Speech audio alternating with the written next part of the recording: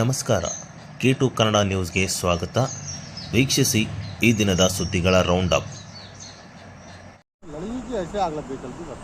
ಬೆಂಗಳೂರಿನಿಂದ ಮಂತ್ರಾಲಯ ಮೂಲಕ ರಾಯಚೂರಿಗೆ ಬರುತ್ತಿದ್ದ ಖಾಸಗಿ ಎಸಿ ಸ್ಲೀಪರ್ ಬಸ್ ಆಂಧ್ರ ಪ್ರದೇಶದ ಅನಂತಪುರ ಬಳಿ ಅಗ್ನಿ ಅವಘಡಕ್ಕೆ ತುತ್ತಾಗಿದ್ದು ಅದೃಷ್ಟವಶಾತ್ ಸ್ವಲ್ಪದರಲ್ಲೇ ಪ್ರಯಾಣಿಕರು ಜೀವ ಉಳಿಸಿಕೊಂಡಿದ್ದಾರೆ. ಬೆಳಗಿನ ಜಾವ 3 ಗಂಟೆಗೆ ಸುಮಾರಿಗೆ ಬಸ್ಸಿನ ಹಿಂದಿನ ಗಾಳಿ ಬ್ಲಾಸ್ಟ್ ಆಗಿ ಬೆಂಕಿ ಹೊತ್ತುಕೊಂಡಿದೆ.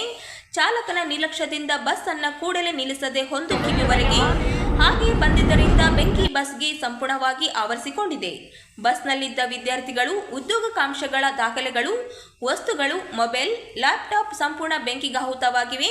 ಒಟ್ಟು 36 ಪ್ರಯಾಣಿಕರಲ್ಲಿ 20 ಜನ ರಾಯಚೂರಿಗೆ ಉಳಿದವರು ಮಂತ್ರಾಲಯಕ್ಕೆ ಬರುತ್ತಿದ್ದರು. ಪ್ರಯಾಣಿಕರು ಜಗಳ ಮಾಡಿ ಬಸ್ ನಿಲ್ಲಿಸಿದ್ದರಿಂದ ಎಲ್ಲರ ಪ್ರಾಣ ಉಳಿದಿದೆ. ಬಸ್ನಲ್ಲಿ ಇನ್ನೂ ಯಾರಾದರೂ ಸಿಲುಕಿದ್ರ ಗೊತ್ತಿಲ್ಲ ಅಂತ ಪ್ರಯಾಣಿಕರು ಆತಂಕ ವ್ಯಕ್ತಪಡಿಸಿದ್ದಾರೆ. ಬಸ್ ಚಾಲಕನಿಗೆ ಕನಿಷ್ಠ ಬಾಗಿಲು ತೆರೆಯಲು ಸಾಧ್ಯವಾಗಿಲ್ಲ ಅಂತ ಆಕ್ರೋಶ ಹೊರಹಾಕಿದ್ದಾರೆ. ಬಸ್ ಕಂಡೀಷನ್ನಲ್ಲಿರಲಿಲ್ಲ ಅಂತ ಆರೋಪಿಸಿದ್ದಾರೆ. ಟ್ರಾವೆಲ್ ಏಜೆನ್ಸಿ ವಿರುದ್ಧ ರಾಯಚೂರಿನ ಪಶ್ಚಿಮ ಪೊಲೀಸ್ ಠಾಣೆಯಲ್ಲಿ ದೂರು ನೀಡಲು ಮುಂದಾಗಿದ್ದಾರೆ.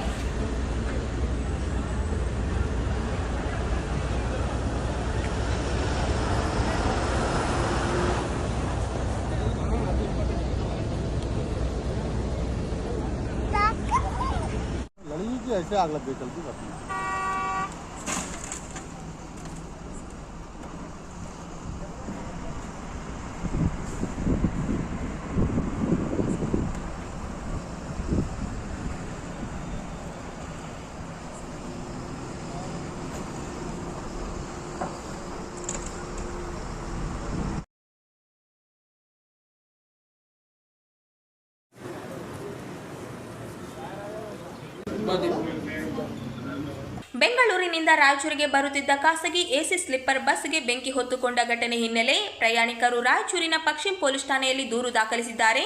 ಖಾಸಗಿ ಟ್ರಾವೆಲ್ಸ್ ಏಜೆನ್ಸಿ ಹಾಗೂ ಚಾಲಕನ ವಿರುದ್ಧ ಪ್ರಕರಣ ದಾಖಲಾಗಿದೆ. ಕಂಡೀಷನ್ನಲ್ಲಿಲ್ಲದ ಬಸ್ ಬಿಟ್ಟಿರುವುದು ಹಾಗೂ ಚಾಲಕನ ನಿರ್ಲಕ್ಷ್ಯದಿಂದ ಬೆಂಕಿ ಹೊತ್ತಿರುವ ಬಗ್ಗೆ ಆರೋಪಿಸಿರುವ ಪ್ರಯಾಣಿಕರು ಲಕ್ಷಾಂತರ ರೂಪಾಯಿ ಮೌಲ್ಯದ ವಸ್ತುಗಳು ಬೆಂಕಿಗಾಹುತಿ ಹಿನ್ನೆಲೆ ದೂರು ನೀಡಿದ್ದಾರೆ. ಶಾಲಾ ಕಾಲೇಜು ದಾಖಲೆಗಳು, ಚಿನ್ನಾಭರಣ, ಮೊಬೈಲ್, ಲ್ಯಾಪ್ಟಾಪ್, ನಗದು ಹಣ ಬೆಂಕಿಗಾಹುತಾಗಿವೆ. ಬೆಲೆ ಬಾಳುವ ವಸ್ತುಗಳು ಟ್ರಾವೆಲ್ಸ್ ಏಜೆನ್ಸಿ ನಿರ್ಲಕ್ಷ್ಯದಿಂದ ಸುಟ್ಟು ಹಿನ್ನೆಲೆ ನ್ಯಾಯಕ್ಕಾಗಿ ದೂರು ನೀಡಿದ್ದಾರೆ. ಬಸ್ ಚಾಲಕನನ್ನ ಈಗಾಗಲೇ ಅನಂತಪುರ ಪೊಲೀಸರು ವಶಕ್ಕೆ ಪಡೆದಿದ್ದು, ಪ್ರಯಾಣಿಕರು ಈಗ ರಾಯಚೂರಿನ ಪಶ್ಚಿಮ ಠಾಣೆಯಲ್ಲಿ ದೂರು ದಾಖಲಿಸಿದ್ದಾರೆ.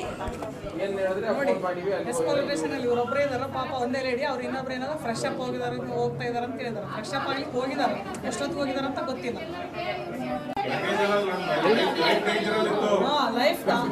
ಮೇಡಮ್ ಇನ್ನೊಂದು ಎಫ್ಐಆರ್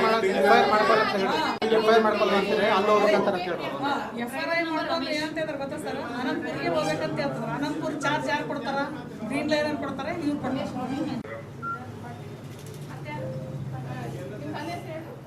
ಗಿರಿಮಲ್ಲಪ್ಪ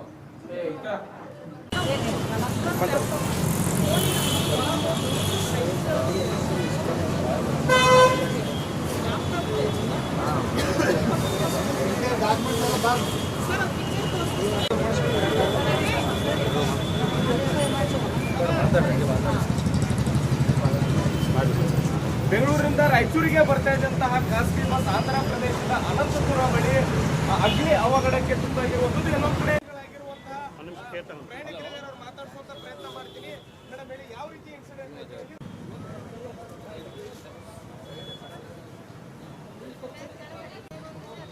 ಬೆಂಗಳೂರಿಂದ ರಾಯಚೂರಿಗೆ ಹೊಟ್ಟಂತ ಖಾಸಗಿ ಬಸ್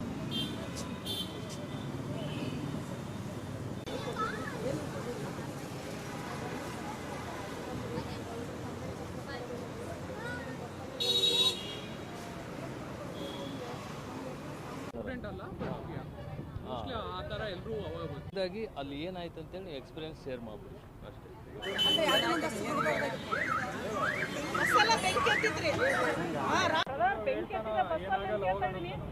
ಯಾವ ಬೆಂಕಿಯಮ್ಮ ಅಂತ ನನಗೆ ಗದರ್ಸ್ತಾ ಇದ್ದಾನು.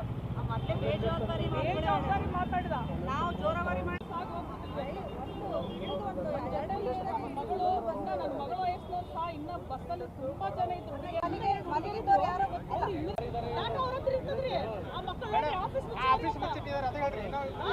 ಆಫೀಸ್ ಇಷ್ಟೊತ್ತಾದ್ರೂ ಓಪನ್ ಮಾಡಿಲ್ಲ ಅವರು.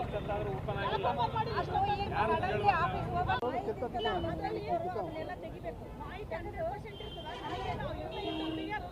ಡ್ರೈವರು ಇಲ್ಲಿ ಯಾಕಂದ್ರೆ ಮಾಡಿದ್ವಿ ನಾವು ಎಲ್ಲರೂ ಇಳಿರಿ ಅಂತೇಳಿ ಜೋರಾಗಿ ಗಲಾಟೆ ಮಾಡಿದ್ವಿ. ಆದ್ರೆ ಅದು ಮಾಹಿತಿ ತಗೋಬೇಕು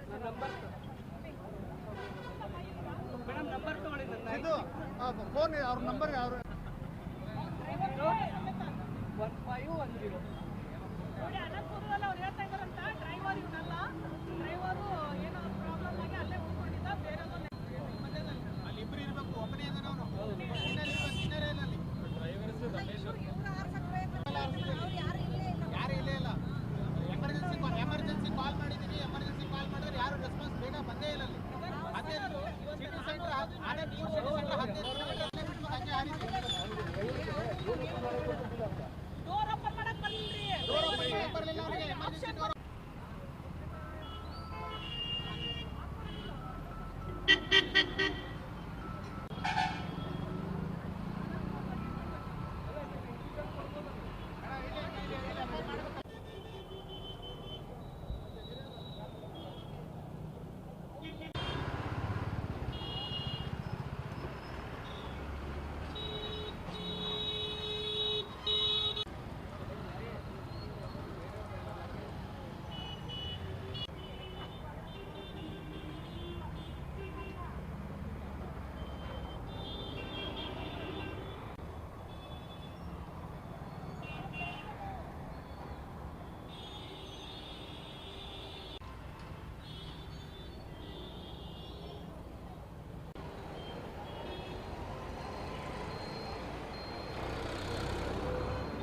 ನಮಸ್ಕಾರ. ಏನಿಲ್ಲ, ನಾವು ಬೆಂಗಳೂರಿಂದ ರಾಯಚೂರಿಗೆ ಬರ್ತಾ ಇದ್ದೀವಿ. ಬೆಳಿಗ್ಗೆ ಏನಾಯ್ತು ಅಂದರೆ ನಿನ್ನೆ ರಾತ್ರಿ 2:30 ಟೈಮು ಅನಂತಪುರ ದಾಟಿ ಒಂದು ಸ್ವಲ್ಪ ಹೈವೇ ಮುಂದೆ ಬಂದಿದ್ದೀವಿ. ತುಂಬಾ ಒಂದು ಬೆಂಕಿ ಕಾಣ್ಕೊಂಡು ಬಸ್ಸಲ್ಲಿ ಕೆಳಗಡೆ ಒಂದು ಸೌಂಡ್ ಆದಾಗ ನಾವು ಬಂದು ಮತ್ತೆ ಡೋರ್ ಹತ್ರ ನಿಂತ್ಕೊಂಡು ಅವ್ರಿಗೆ ಹೇಳಿದ್ವಿ, ಸರ್ ಏನೋ ಪ್ರಾಬ್ಲಮ್ ಇದೆ, ನೀವು ಬಸ್ಸನ್ನು ಸೈಡ್ಗೆ ಹಾಕಿ ನಿಂದ್ರಿಸಿ ಅಂತೇಳಿ. ಏನಿಲ್ಲಮ್ಮ ಹೋಗಿ ಕೂಡಂದ್ರು. ಇಲ್ಲ ಸರ್ ಬೆಂಕಿ ಹತ್ಕೊಂಡಿದೆ, ನೀವು ಸ್ಟಾಪ್ ಮಾಡಲೇಬೇಕಂದ್ರೆ ಹೋಗಿ ಅವ್ನು ಎದೆ ಮೇಲೆ ಅಂಗಿ ಹಿಡಿಯತನ ಅವ್ನು ಸ್ಟಾಪ್ ಮಾಡಲಿಲ್ಲ. ನಾನು ನನ್ನ ಮಗಳು ನನ್ನ ಜೊತೆಲಿ ಇವರು ಇಷ್ಟು ಜನ ಮುಂದೆ ಬಂದು ನಾವು ಬಸ್ ನಿಂದ್ರಿಸಿದಾಗ ಇವತ್ತು ನಾವು 22 ಜನ ಮಹಿಳೆಯರಿದ್ದೀವಿ ಬಸ್ಸಲ್ಲಿ. ಇನ್ನೊಂದು ಏನಂದರೆ ತುಂಬ ಎಲ್ಲ ಡಾಕ್ಯುಮೆಂಟ್ಸ್, ಒರಿಜಿನಲ್ ಡಾಕ್ಯುಮೆಂಟ್ಸ್ ಕಳ್ಕೊಂಡಿದ್ದಾರೆ ಮಕ್ಕಳು. ಅದ್ರ ಜೊತೆ ಲ್ಯಾಪ್ಟಾಪು, ನನಗೂ ಸಹ 2 ಐಫೋನು, ಟೋಟಲ್ ಮೂರು ಐಫೋನ್ಗಳನ್ನ ನಾವು ಅಲ್ಲೇ ಬಸ್ಸಲ್ಲಿ ಬಿಟ್ಟು ಎಗರಿದೀವಿ. ಇವತ್ತು ಪ್ರಾಣ ಉಳಿಸ್ಕೊಂಡಿದ್ವಿ ಅಂತ ಅದೊಂದು ಖುಷಿ ಪಡ್ತಾ ಇದ್ದೀವಿ. ನಿರ್ಮಲಾ ಬೆಣ್ಣಿ.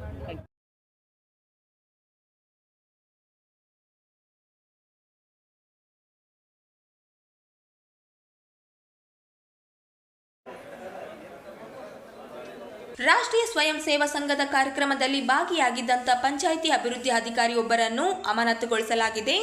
ರಾಯಚೂರು ಜಿಲ್ಲೆಯ ಸಿರವಾರದಲ್ಲಿ ಪಿಡಿಒ ಆಗಿ ಪ್ರವೀಣ್ ಕಾರ್ಯನಿರ್ವಹಿಸುತ್ತಿದ್ದರು. ಆರ್ಎಸ್ಎಸ್ ಕಾರ್ಯಕ್ರಮದಲ್ಲಿ ಭಾಗಿಯಾಗಿದ್ದರಿಂದ ಪ್ರವೀಣ್ ಕುಮಾರ್ ಅವರನ್ನು ಅಮಾನತುಗೊಳಿಸಲಾಗಿದೆ. ರಾಯಚೂರು ಜಿಲ್ಲೆಯ ಸಿರವಾರ ತಾಲೂಕಿನ ಪಿಡಿಒ ಪ್ರವೀಣ್ ಕುಮಾರ್ ಆರ್ಎಸ್ಎಸ್ನ ಶತಮಾನೋತ್ಸವ ಕಾರ್ಯಕ್ರಮದಲ್ಲಿ ಸಮವಸ್ತ್ರ ಧರಿಸಿ ಪಥಸಂಚಲನದಲ್ಲಿ ಭಾಗಿಯಾಗಿದ್ದರು. ಈ ಹಿನ್ನೆಲೆಯಲ್ಲಿ ಗ್ರಾಮ ಅಭಿವೃದ್ಧಿ ಇಲಾಖೆಯು ಪಿಡಿಒ ಪ್ರವೀಣ್ ಕುಮಾರ್ ಅಮಾನತುಗೊಳಿಸಿ ಆದೇಶಿಸಿದೆ.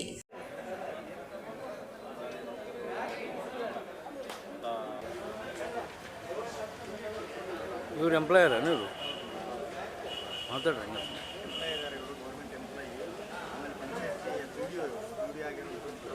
ಸುಮಾರು ಪಂಚಾಯತಿಗಳಲ್ಲಿ ಕೆಲಸ ಮಾಡಿ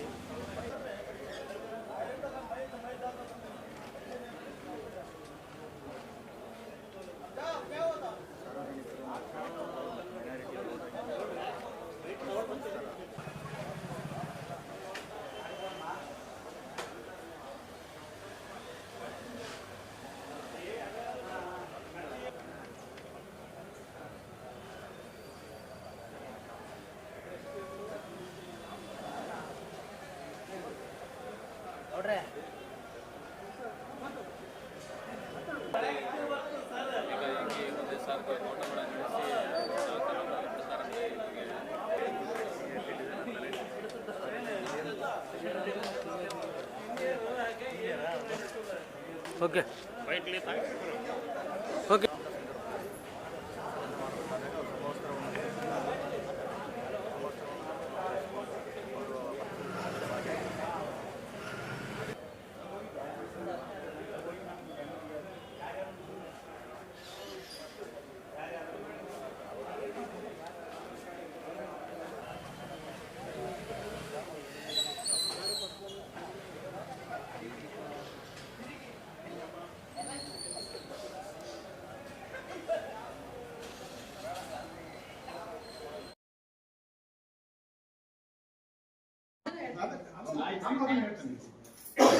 ಜಿಲ್ಲೆಯಲ್ಲಿ ನವೆಂಬರ್ 1ರಂದು ಆಚರಿಸಲ್ಪಡುವ ಕನ್ನಡ ರಾಜ್ಯೋತ್ಸವ ದಿನಾಚರಣೆಗೆ ಅಗತ್ಯ ಸಿದ್ಧತೆ ಮಾಡಿಕೊಳ್ಳಬೇಕು ಎಂದು ಅಪರ ಜಿಲ್ಲಾಧಿಕಾರಿ ಶಿವನಚಿದ ಭಜಂತ್ರಿ ಅವರು ಅಧಿಕಾರಿಗಳಿಗೆ ಸೂಚನೆ ನೀಡಿದರು. ಶುಕ್ರವಾರ 12 ಗಂಟೆಗೆ ನಗರದ ನೂತನ ಜಿಲ್ಲಾಧಿಕಾರಿಗಳ ಕಚೇರಿ ಸಭಾಂಗಣದಲ್ಲಿ ನಡೆದ ಕನ್ನಡ ರಾಜ್ಯೋತ್ಸವ ಆಚರಣೆಯ ಪೂರ್ಣಭಾವಿ ಸಿದ್ಧತಾ ಸಭೆಯ ಅಧ್ಯಕ್ಷತೆ ವಹಿಸಿ ಅವರು ಮಾತನಾಡಿದರು. ಕನ್ನಡ ರಾಜ್ಯೋತ್ಸವವನ್ನು ವ್ಯವಸ್ಥಿತವಾಗಿ ಯಾವುದೇ ಲೋಪಗಳಿಲ್ಲದಂತೆ ಆಚರಿಸಲು ವಿವಿಧ ಸಮಿತಿಗಳನ್ನು ರಚಿಸಲಾಗಿದ್ದು, ಪ್ರತಿ ವರ್ಷದಂತೆ ಈ ವರ್ಷವೂ ಕನ್ನಡ ರಾಜ್ಯೋತ್ಸವದ ದಿನದ ಇಂದಿನ ದಿನ ಹಾಗೂ ಕನ್ನಡ ರಾಜ್ಯೋತ್ಸವದ ದಿನ ಸರ್ಕಾರಿ ಕಚೇರಿ ಹಾಗೂ ನಗರದ ವಿವಿಧ ವೃತ್ತಗಳಲ್ಲಿ ಸ್ವಚ್ಛತೆಯೊಂದಿಗೆ ವಿದ್ಯುತ್ ದೀಪಾಲಂಕಾರಕ್ಕೆ ಕ್ರಮ ಕೈಗೊಳ್ಳಬೇಕೆಂದು ಸಂಬಂಧಿಸಿದ ಅಧಿಕಾರಿಗಳಿಗೆ ನಿರ್ದೇಶನ ನೀಡಿದರು. ಜಿಲ್ಲಾಧಿಕಾರಿಗಳೇ, ಮೊದಲು ಈ ಜಿಲ್ಲಾ ಹೊಸ ಕಚೇರಿಗೆ ರಸ್ತೆ ಸರಿ 7 ಕಿಲೋಮೀಟರ್ ಊರಿಂದ ಬರ್ತೀವಿ. ಎಲ್ಬಂದಲ್ಲೇ ರಸ್ತೆಗಳು ಹಾಳಾಗೋಗ್ಬಿಟ್ಟವೆ. ಈ ನಾವು ಒಂದೊಂದ್ಸಲ ಲೇಟ್ ಆಯ್ತು, ಸ್ಪೀಡ್ ಬಂದ್ರೆ ಎಲ್ಲೊಂದು ಬಿಲ್ಬಿಟ್ಟು ಬಂದ್ರೆ ನಾವು ಮೀಟಿಂಗ್ ಬಂದಿದ್ವಿ, ಬಿಲ್ಕೊಟ್ಟಿವಿ ಜಿಲ್ಲಾ ಕಚೇರಿಗೆ ಅಂತಕ್ಕಂಥ ಅಪವಾದನೆ ಬರ್ತದೆ. ಆ ರಸ್ತೆಗಳನ್ನ ಸ್ವಲ್ಪ ಸುಧಾರಣೆ ಮಾಡಿ ಒಂದು. ಎರಡನೇದು, ಈ ಕರ್ನಾಟಕ ರಾಜ್ಯೋತ್ಸವ ಏನು ಆಚರಣೆಗೆ ನೀವು ಕರೀತೀರಾ, ನಾವು ಬರ್ತೀವಿ. ಆದ್ರೆ ಒಂದು ಸುತ್ತೋಲೆ ನಿಮ್ಮಿಂದ ಕೊಡಿ. 60% ಕನ್ನಡವನ್ನ ಯಾರು ಬಳಸ್ತಾ ಇಲ್ಲ. ಬರೀ ಅದು ಕಾಟಾಚಾರ ಸರ್ಕಾರದ ಆದೇಶ. ನೀವೇ ಒಂದು ನಮ್ಗೆ ಸುತ್ತೋಲೆ ಕೊಟ್ರೆ ನಾವು ನಿಮ್ಮಿಂದ ತಂದೀವಿ ಅಂತಕ್ಕಂಥ ನಮ್ಗೆ ಹೇಳಕ್ಕಾಗುತ್ತೆ. ಎಲ್ಲಿ ಇಲ್ಲ, ಬರೀ 60% ಹೆಸರಿಗೆ ಮಾತ್ರ ಇದೆ. ಕನ್ನಡ ಅನ್ನೋದ್ರೆ ಎಲ್ಲಿ ಇಲ್ಲೇ ಇಲ್ಲ.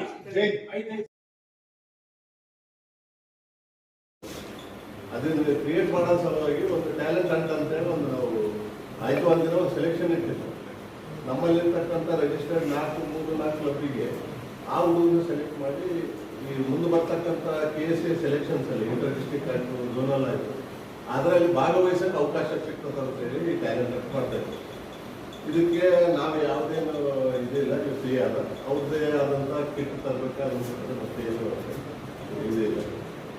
ಆಮೇಲೆ ಹುಡುಗ ಸೆಲೆಕ್ಟ್ ಆದಾದರೆ ಅವ್ರಿಗೆ ಉಚಿತವಾಗಿ ಕೋಚಿಂಗ್ ನಮ್ಮಲ್ಲಿ ಇರ್ತಕ್ಕಂಥ ಆ ಕಾಲೇಜಲ್ಲಿ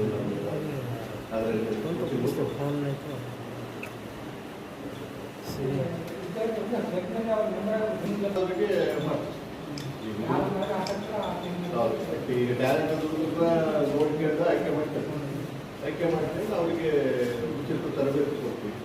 ಆಮೇಲೆ ಆ ಡಿಸ್ಟ್ರಿಕ್ಟ್ ಟೀಮಲ್ಲಿ ಪಾರ್ಟಿಸಿಪೇಟ್ ಮಾಡೋಕ್ಕೆ ಅವ್ರಿಗೆ ಒಂದು ಅವಕಾಶ ಸಿಗ್ತದೆ. ಡೈರೆಕ್ಟ್ ಸೆಲೆಕ್ಷನ್ಗೆ ಅಟೆಂಡ್ ಆಗಬೇಕಾ? ಗ್ರೌಂಡಲ್ಲಿ ಬಂದ್ಬಿಟ್ಟು ಸಾಕು, ಅಲ್ಲಿ ರಿಜಿಸ್ಟ್ರೇಷನ್ ಇರ್ತದೆ.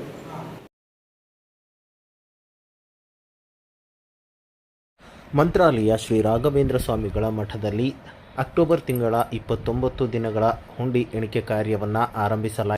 ಮಂತ್ರಾಲಯ ಶ್ರೀ ರಾಘವೇಂದ್ರ ಸ್ವಾಮಿಗಳ ಮಠದಲ್ಲಿ ಪ್ರತಿ ತಿಂಗಳಂತೆ ಹುಂಡಿ ಎಣಿಕೆ ಕಾರ್ಯ ಮಾಡಲಾಯಿತು. ಅಕ್ಟೋಬರ್ ತಿಂಗಳ 29 ದಿನದ ಹುಂಡಿ ಎಣಿಕೆ ಕಾರ್ಯ ಮುಗಿದಿತ್ತು. 4,69,69,103 ರೂಪಾಯಿ ಹಣ ಸಂಗ್ರಹವಾಗಿದೆ. ಇನ್ನು 121 ಗ್ರಾಂ ಬಂಗಾರ, 859 ಗ್ರಾಂ ಬೆಳ್ಳಿ ಸಂಗ್ರಹವಾಗಿದೆ ಎಂದು ಮಠದ ವ್ಯವಸ್ಥಾಪಕರಾದ ಶ್ರೀನಿವಾಸ ರಾವ್ ಮಾಹಿತಿ ನೀಡಿದ್ದಾರೆ. ವ್ಯವಸ್ಥಾಪಕರು ತಿಳಿಸಿದ್ದಾರೆ.